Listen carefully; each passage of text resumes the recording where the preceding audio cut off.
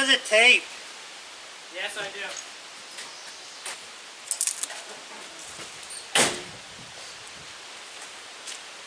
Let's see what we got here. Alright, so this is about the same size as the other one. So we should get an 8-inch cant out of that. And since it's a lot straighter, right, now you can see there's a bend in here. So we'll measure, we'll put the tape along here. Just pull the tape tight.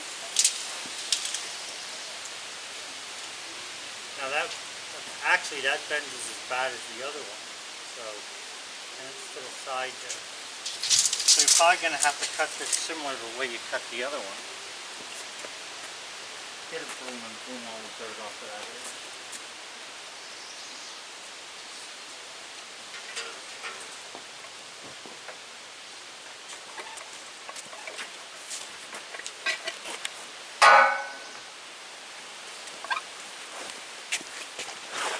Get a big rock dirt off.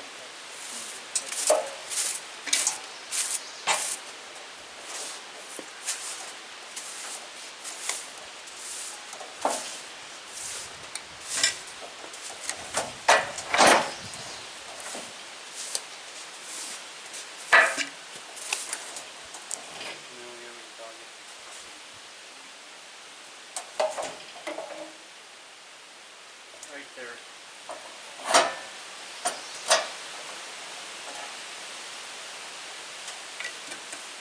Alright, brush this up.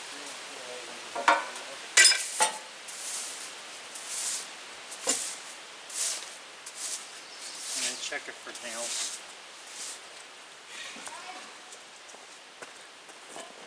What?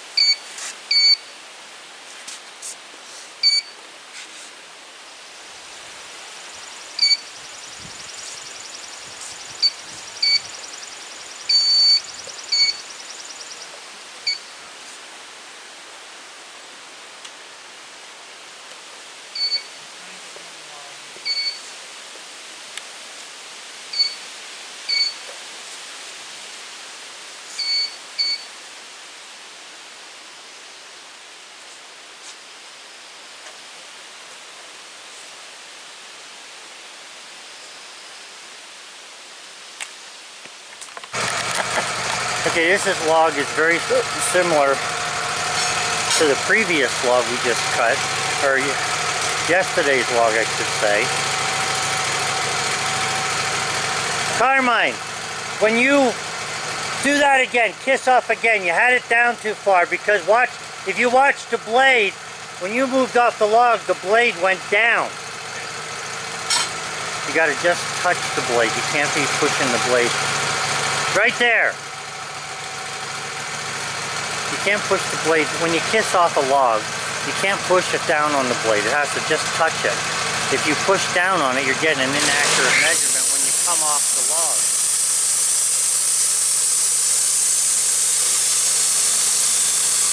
So he's taking a 1-inch cut there. That'll be the split.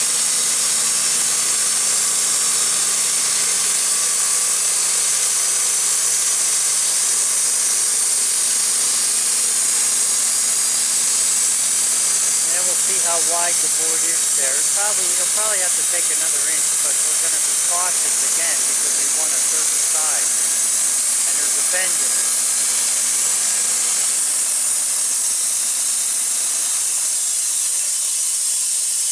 I don't need anything in particular out of this log, so 1-inch boards will be fine.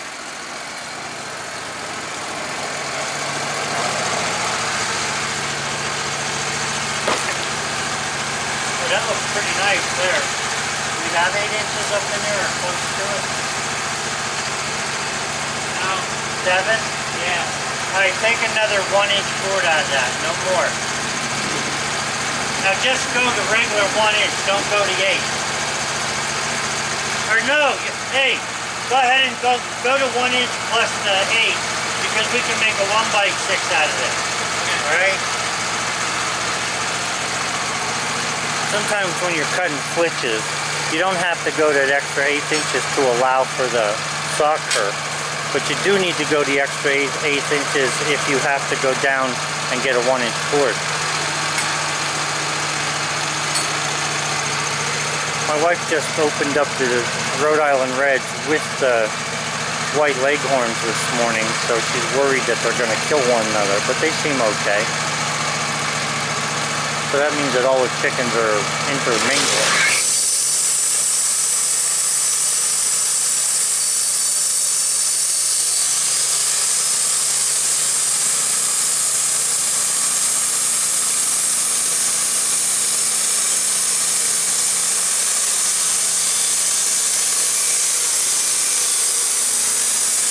We'll be turning this log 180 degrees to make the next cut. Only because there's a bend in it. If there was no bend in it, I'd be turning it 90. Especially this size log. If it was a great big log, you might want to turn it 180 as well, because you can't see the side of the log on the back stop. If the log is too big. 180, we're going to turn that. Okay, 180.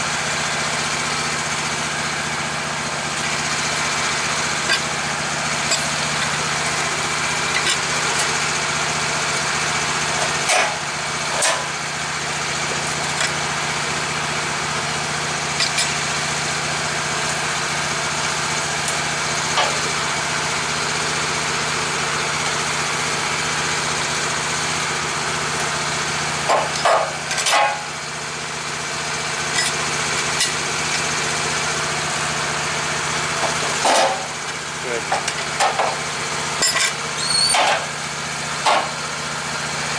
How much do you weigh? 140. Around 140. That's where the fat on meat has better power.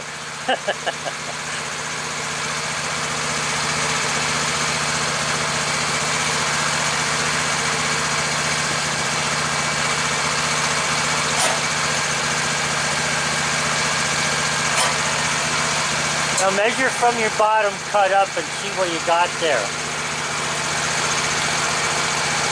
Check it at that end first.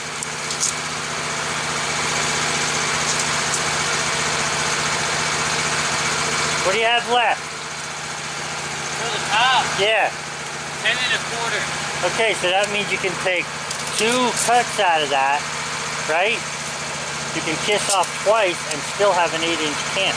Yeah. So that's what you want to do. Take a 1 inch and then go 1 inch plus the 8 for the first one off the kiss. Okay. And then kiss off that and go 1 1/8, and then you'll be just right.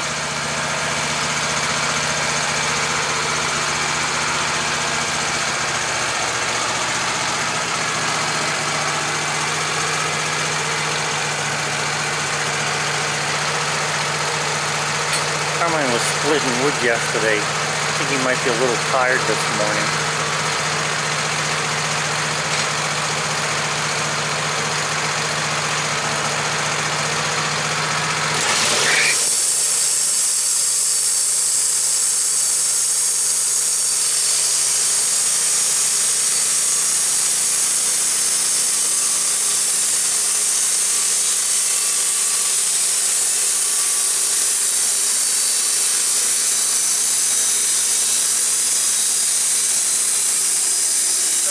That cut, and then he'll make another cut, 1 1/8 cut, and that'll give us a full 8-inch camp there, a little bit bigger maybe.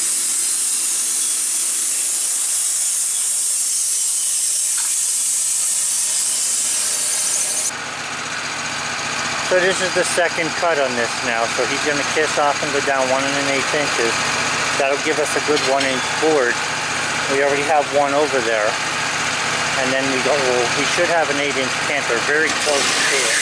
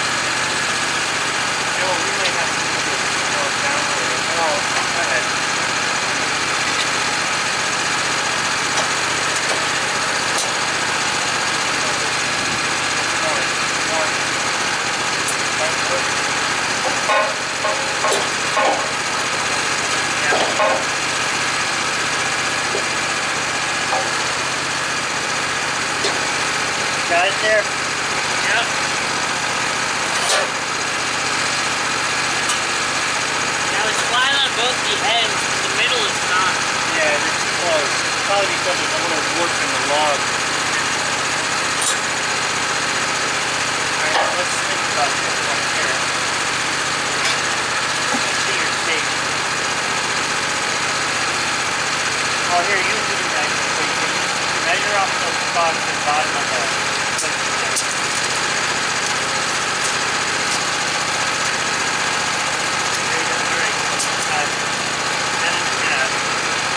Check this one here.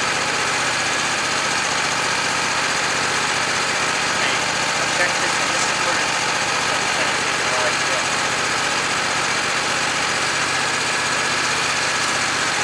Now what we could do is we could, in order to save that inch down here, we raise that up. Okay, so let's raise that one up 2 inches and let's see if we can get a cut out there. These are doggone.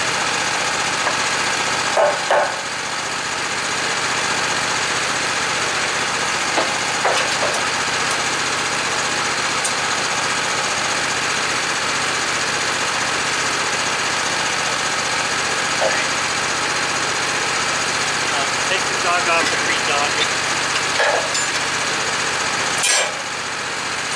Right there. Keep it down a little low, but not too low. Up about 2 inches off the bottom of the water. Tighten it up too.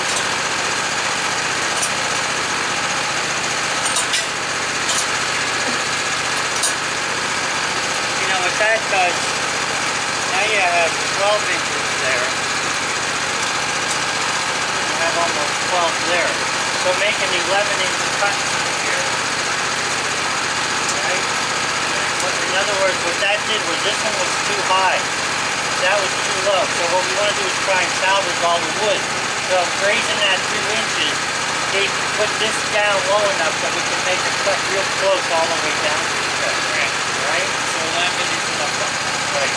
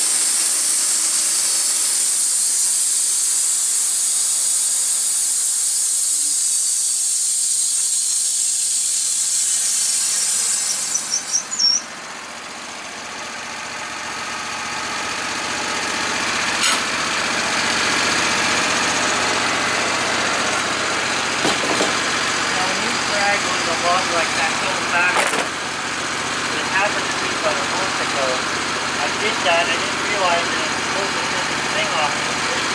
So right now, you look there.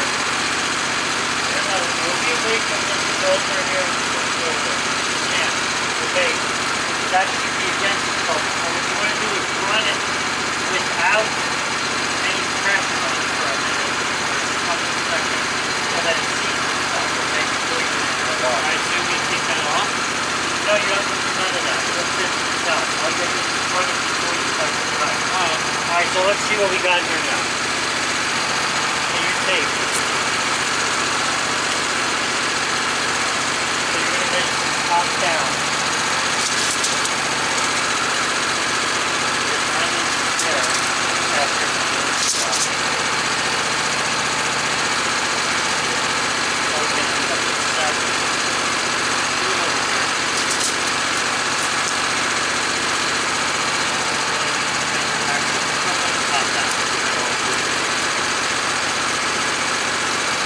Go with the medium. We'll take this and flop it over and cut it in the top. Okay, side of this on the bottom? Yeah.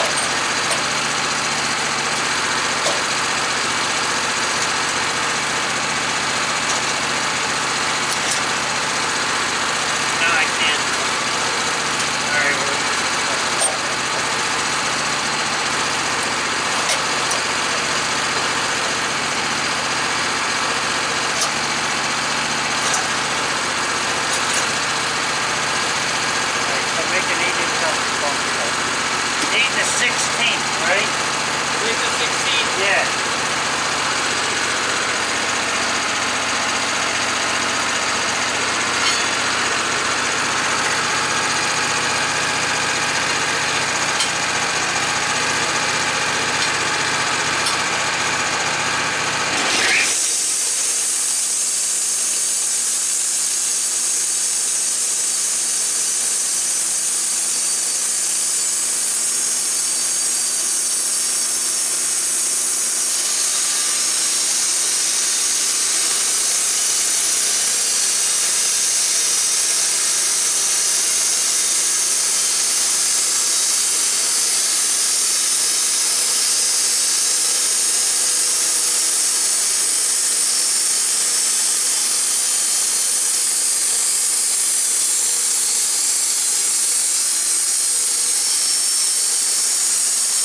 See how much stress is on this log. That picked that end up about 2 inches there. I mean an inch.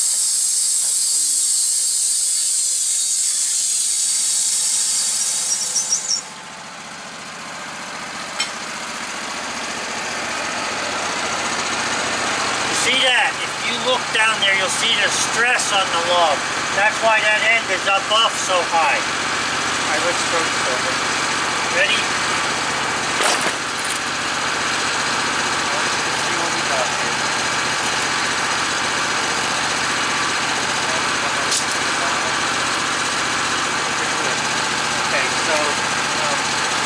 Let's turn this to 90 degrees only because we want to get to the point quick.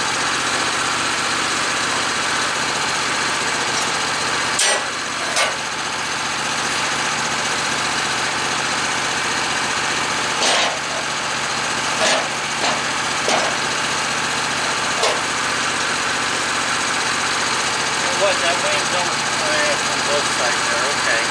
Now you can't cut all the way down here without stopping, okay? You gotta have to re-dog this somewhere along the line. If you want to, you can cut an 8-1-inch board out of here. But there's no lane on it, flip it all the way around and then hook it on the very bottom.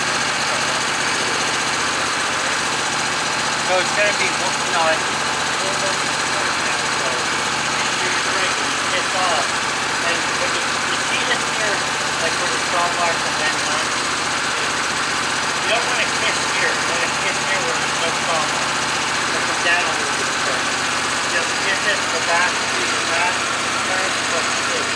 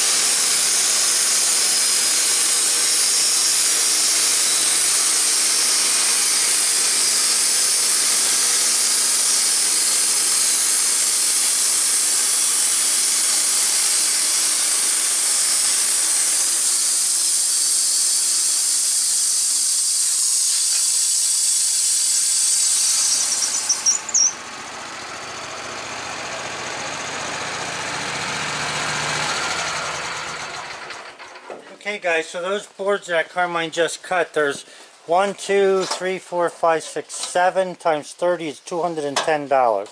So once they're planed and dried, it's $210 worth of lumber there.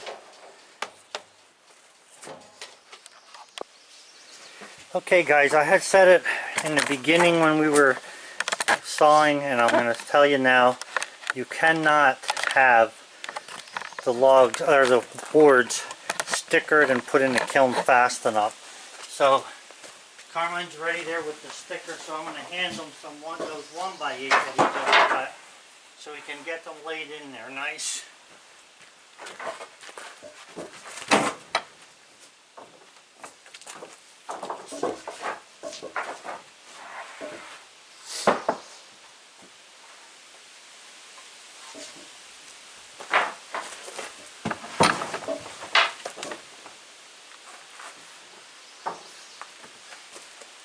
We're leaving about a ½ inch or so gap between the boards. And I don't mean between this set and the other set. I'm talking about between this board and the board he just put in there.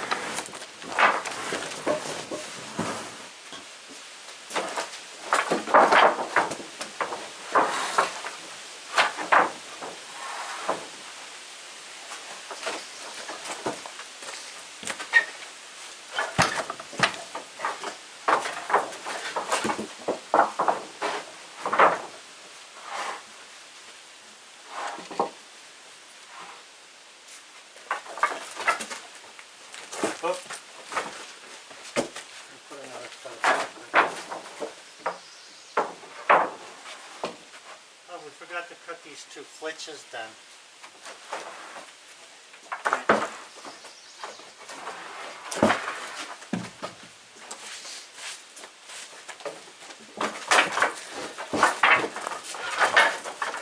Yeah, it's really important that you get these boards stickered properly, because if you don't, turn that sticker around, Carmine, it has a bend in it. If you don't sticker them properly, you're going to end up with boards that are all kind of weird shapes, and you really can't tell how bad they are until you put them through the planer. So we've had good luck with this. We did a good job last year. Most of the boards came out nice, and now we're doing the same thing again.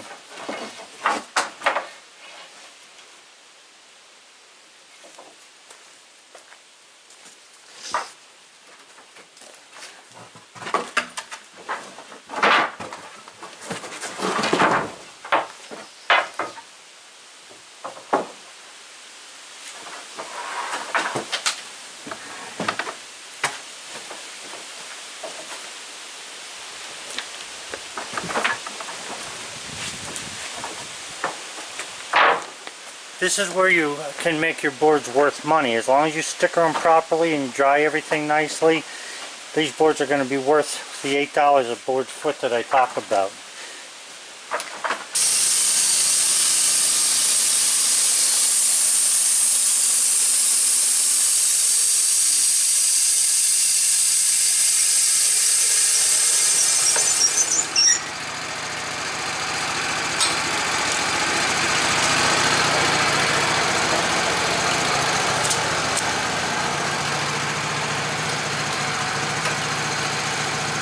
You're going to cut 6 inches off the bump now, just missed that. Okay? Alright. Are these okay? Yeah.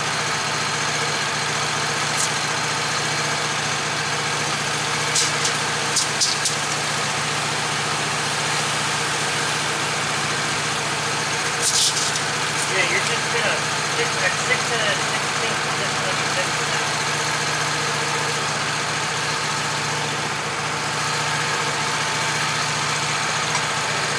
I made these brackets so that he can cut exactly 6 inches worth of wood.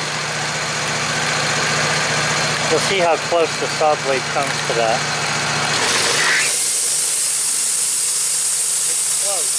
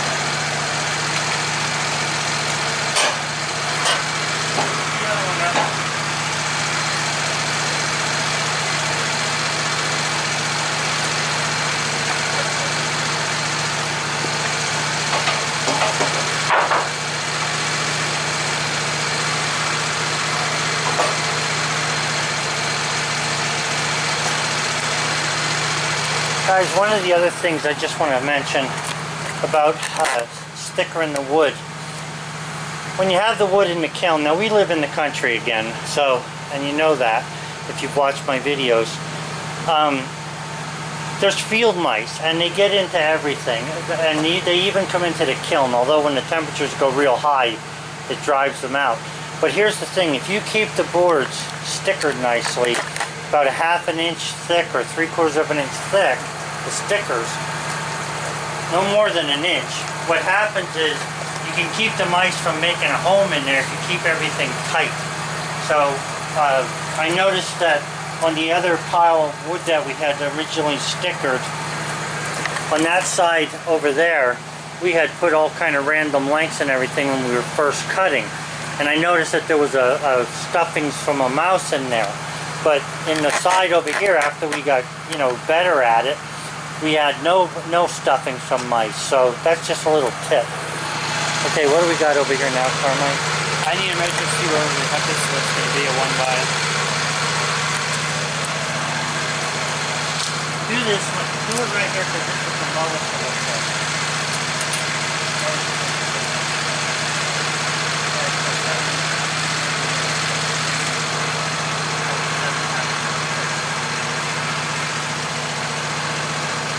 Oh, it's touching here. Okay, go ahead.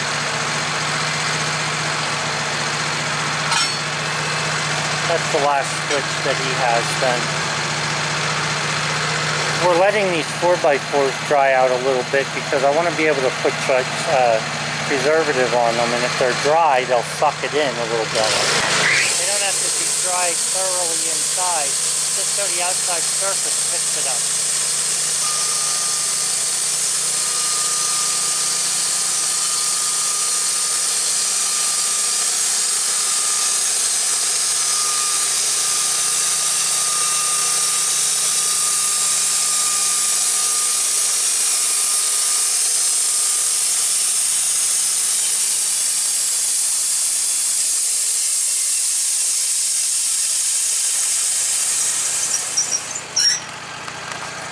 I also get a lot of comments about the sawdust. If you look here, the sawdust pile is mainly over here. It's not really where you're walking, but you do get dust there. Compared to on this side, there's very little sawdust. There's some, but not much to speak of. But as far as the sawdust that goes onto Carmine or onto the person doing the cutting, let me just show you this. Carmine, stand up here for a second. I mean, if you look at his, just stand still. If you look at his, he has sawdust all the way up here. Now, it's obvious that you would get that dust because the dust swirls out the back of the machine sometimes. So he has sawdust on him, but it's not like excessive. The excessive sawdust comes when you grab the flit and you put it against your body to move it. That's when you get the sawdust on them. Because you can see it's still sticking on these 4x4s here. Quite heavy.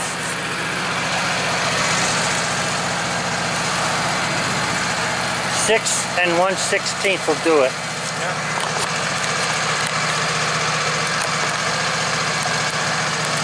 Now I want a 1x6, exact 1x6. And when I said 6 and 1/16, on my LT15, you need to come up a 1/16 if you're measuring off the bump to get your full board. So 6 inches plus a 1/16.